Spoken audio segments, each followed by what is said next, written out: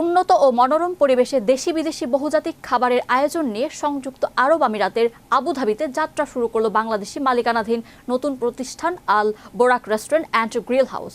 আমাদের আমিরাত প্রতিনিধি জানান, শুক্রবার আবুধাবি নগরীর খলিফা স্ট্রিটের মেজেস্টিক মার্কেটের পাশে ফিতা কাটা ও দোয়া মোনাজাতের মধ্য দিয়ে আনুষ্ঠানিক যাত্রা শুরু করে প্রতিষ্ঠানটি।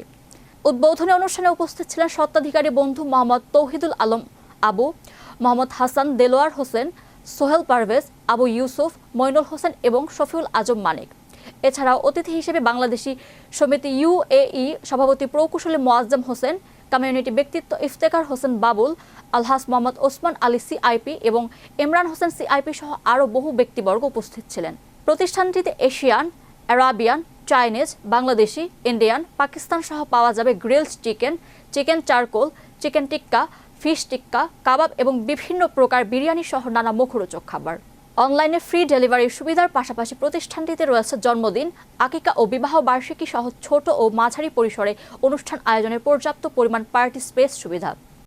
আমাদের দায়িত্ব হবে আমাদের প্রতিষ্ঠানগুলো আমাদেরকে বাঁচা রাখতে হবে। কর্মস্থলে যেটা রেমিটেন্স আর্ন করতে পারতো তারা, এই রেস্টুরেন্টে কমসে কম 15 থেকে 20 জন লোক কাজ করছেন। এর মধ্যে আমাদের লোক খুবই সংখ্যা কম, কারণ তাদের আর নতুন করে কোনো ভিসা নেওয়ার কোনো সিস্টেম এখানে নাই।